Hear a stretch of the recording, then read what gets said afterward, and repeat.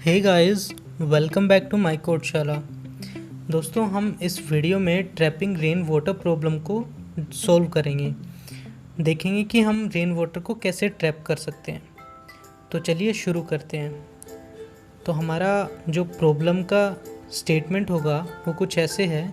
हमारे पास n non negative integers given हैं और वो रिप्रेजेंट करेंगे एलिवेशन मैप को, जहाँ पर हर बार की जो विड्थ होगी वो 1 होगी और हमें कंप्यूट करना है कि हम उसमें कितना रेन वाटर को ट्रैप कर सकते हैं।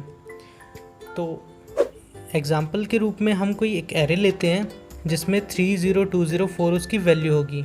इसको एलिवेशन मैप के थ्रू हम कैसे रिप्रेजेंट करते हैं, कुछ इस तरह, जहाँ पर हर ब्लॉक की जो विड्थ है वो 1 है। अकॉर्डिंगली उसी तरह मैंने ये ब्लॉक्स अरेंज किए हैं।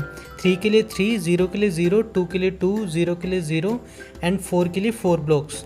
अब रेन वाटर कैसे ट्रैप होगा, 1 यूनिट यहाँ पे, देन 1 यूनिट ऊपर 2 यूनिट्स हो चुकी, 2 यूनिट्स फिर अगेन एंड देन उसके ऊपर 3 यूनिट्स, तो टोटल 7 यूनिट्स वाटर इसमें ट्रैप होने वाला है।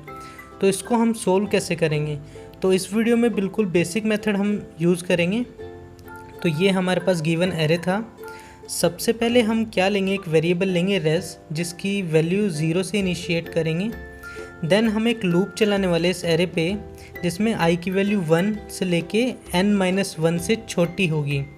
तो ये हमारा आउटर लूप होगा। i की वैल्यू 1 और n-1 से छोटी हमने इसलिए ली है ताकि हमारे i के लेफ़्ट में और राइट में कुछ ना कुछ वैल्यूज़ हों इस प्रॉब्लम को सोल्व करने के लिए। अब लूप स्टार्ट होता है तो i की वैल्यू 1 है।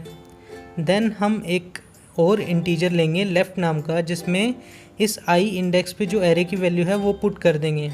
तो लेफ़्ट की वैल्यू क्या रहेगी, 0। देन हम इस लूप के अंदर एक नेस्टेड लूप चलाएंगे जिसमें j की वैल्यू 0 से लेके i से छोटी होगी। इसको इनर लूप फर्स्ट बोलूँगा मैं। तो j की वैल्यू 0 किसको रिप्रेजेंट कर रहा है, एरे के फर्स्ट एलिमेंट को। अब मैं यहाँ पर एक और स्टेटमेंट चलाऊँगा जिसमें लेफ़्ट की वैल्यू में क्या करूँगा, j इंडेक्स पे जो वैल्यू है और i इंडेक्स पे जो वैल्यू है उनकी मैक्सिमम वैल्यू लूँगा। तो यहाँ पर 0 और 3 में मैक्सिमम कौन सा है, 3, जिससे हमारा लेफ़्ट की वैल्यू 0 से होके 3 हो जाएगी। देन हमारा j की वैल्यू बढ़ेगी, i के इक्वल होगी।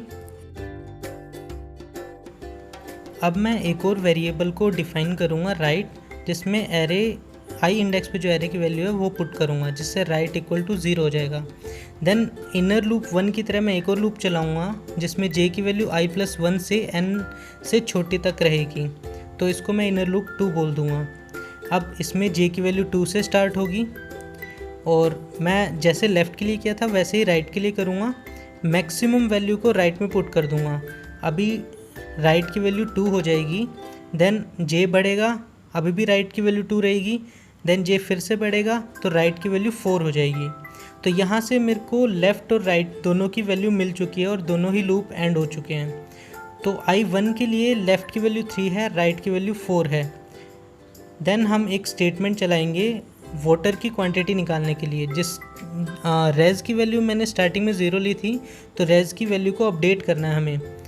तो range plus minimum of left and right जो कि 3 होगा, माइनस उस i इंडेक्स पे जो एरे की वैल्यू है 0, वो हम माइनस कर देंगे, जिससे रेज की वैल्यू 3 हो जाएगी।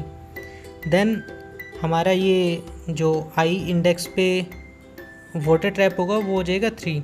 देन i की वैल्यू 2 होगी। हम सेम पूरी प्रोसेस दोबारा से रिपीट करेंगे, जिसकी वजह से लेफ़्ट की जो वैल्यू है वो 3 आ जाएगी, राइट की वैल्यू 4 आ जाएगी। एंड देन हम अगेन इस स्टेटमेंट को रन करेंगे, जिसकी वजह से हमारे पास रेज की टोटल वैल्यू 4 हो जाएगी। देन i की वैल्यू फिर से बढ़ेगी, लेफ़्ट की वैल्यू 3 आएगी, राइट की वैल्यू 4 आएगी। देन हम फिर से स्टेटमेंट को रन करेंगे और रेज की वैल्यू 7 हो जाएगी। अब इसके बाद i की वैल्यू n-1 के इक्वल हो जाएगी, दैट इज़ 4, जिससे हमारे आउटर लूप एंड हो जाएगा। जैसे ही आउटर लूप एंड होगा हम आउटपुट में प्रिंट कर देंगे रेज इक्वल टू 7। तो चलो इस प्रॉब्लम सॉल्यूशन की टाइम कॉम्प्लेक्सिटी देखते हैं। हमने नेस्टेड लूप चलाया, मतलब एक लूप के अंदर 2 लूप, तो हमारा जो टाइम कॉम्प्लेक्सिटी है वो बिग O ऑफ n² आएगी and space complexity big O of 1। तो इस वीडियो में सिर्फ इतना ही। अगर आप नए हैं तो प्लीज़ सब्सक्राइब करें एंड थैंक यू।